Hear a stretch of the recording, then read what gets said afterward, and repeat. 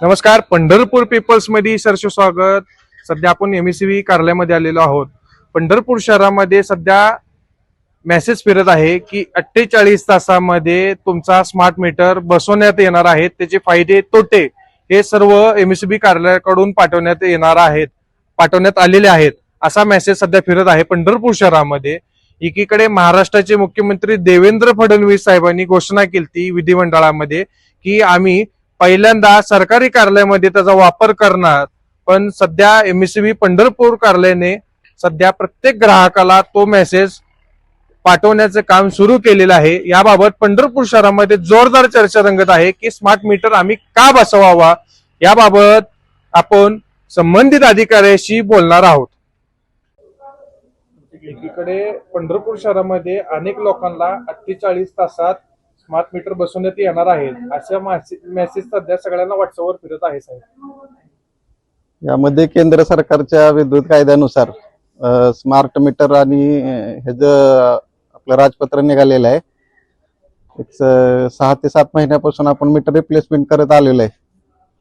आता त्यामध्ये काय झालंय की हेड ऑफिसनं सगळ्यांना इंटिमेशन म्हणून तशा प्रकारचा मेसेज पाठवलेला आहे की स्मार्ट मीटरचे फायदे आणि हे त्याच्यामध्ये सांगून ग्राहकांचं अचूक बिलिंग व्हावं, जेणेकरून ग्राहकाला चुकीचे बिल जाऊ नये.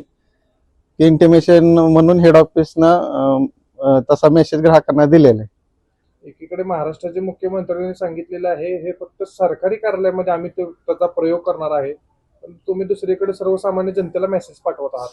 ज्यावेळेस सुरुवातीला स्मार्ट मीटर बसवण्याचं जाहीर केलं त्यावेळेस सुरुवातीला एक इंडस्ट्रियल कनेक्शन असतील, कमर्शियल कनेक्शन असतील आणि गव्हर्नमेंटचे कनेक्शन असतील, त्यामध्ये आमच्या महावितरण कंपनीच्या कर्मचाऱ्यांचे घर असतील, असे सुरुवातीला मीटर बदलायला घेतल्यानंतर उर्वरित जे स्मार्ट मीटर आहेत ते बदलायचं काम आता तशा पद्धतीने चालू आहे. हेड ऑफिसच्या आदेशानुसार ते काम चालू आहे. पंढरपूर शहरात आतापर्यंत किती मीटर बदलले साहेब? पंढरपूर शहरामध्ये 25-30% मीटर बदलून झालेले असतील. आता तशा आकडेवारी आता सांगता येणार नाही मला. अनेक सामाजिक संघटना राजकीय पक्षाच्या विरोधात आंदोलन करतायत, निवेदन तुम्हाला देत आहेत, त्यांच्यावर आजपर्यंत तुम्ही कारवाई काय केली?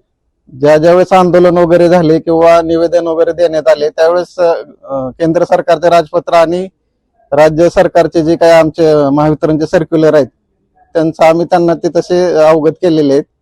त्याच्यामध्ये जे काय आहे ते हायलाइट करून पण दिलेलं आहे की स्मार्ट मीटर कशासाठी बदलणं गरजेचं आहे वगैरे असं दिलेलं आहे आम्ही ते पत्र. स्मार्ट मीटरचा फायदा काय नेमका? स्मार्ट मीटरचा फायदा असा आहे की स्मार्ट मीटरला आपल्याला रीडिंग जे मॅन्युअली घेतल्यानंतर चुकीचं जातं. बरेचदा घर बंद असल्यामुळे लॉक टाकलं जातं, ऍव्हरेज बिलिंग दिलं जातं. तर स्मार्ट मीटर मध्ये अशी फीचर्स आहेत की त्यांचं डायरेक्ट रीडिंग आमच्या सर्व्हरशी कनेक्ट असते, त्याच्यामुळं त्यांचं बिलिंगच्या मॅन्युअल जी चुका आहेत त्या चुका होत नाहीत. दुसरी गोष्ट त्याच्यामध्ये टाइम ही दिलेला आहे की दिवसा वापरल्यानंतर त्याच्यात इन्सेंटिव्ह दिलेला आहे पर युनिट एक 85 पैसे 90 पैसे वगैरे असा. त्याच्यामुळं तो पण ग्राहकाला एक फायदा आहे. आणि ग्राहकाला आपलं युनिट पर डे वगैरे कसं चाललंय, एका दिवसात किती युनिट पडायला लागलेत, ह्याचं पण एक आमचं महाविद्युत ऍप आहे. त्याच्यामध्ये लॉग इन केल्यानंतर ग्राहक पण स्वतःच दिवसभराचं युनिट किंवा महिन्याभराचं युनिट चुकीचे जायला लागलेले आहेत किंवा आपल्या वापराप्रमाणे जायला लागलेले आहेत का नाहीत असं स्वतःच ग्राहक पण चेक करू शकतात. एकीकडे ग्राहकामध्ये चर्चा आहे की आमचं जे टीव्ही तुमच्यापाशी ठेवलेले आहेत त्याच्यावर व्याजदर तुम्ही का लावत नाही? तुमच्या युनिट पडल्यानंतर ज्या टायमाला बिल एखादं तटलं जातं त्या टायमाला तुम्ही दंड आकारला जातो. ग्राहकांचे जे सुरक्षा ठेव महावितरणकडे असते त्याच्यामध्ये वर्षातून एकदा एप्रिल महिन्यामध्ये त्यांना त्या पद्धतीचं व्याज बिलातून ऍडजस्टमेंट केलेले असते. हे वर्षातून एकदा ते केलं जातं.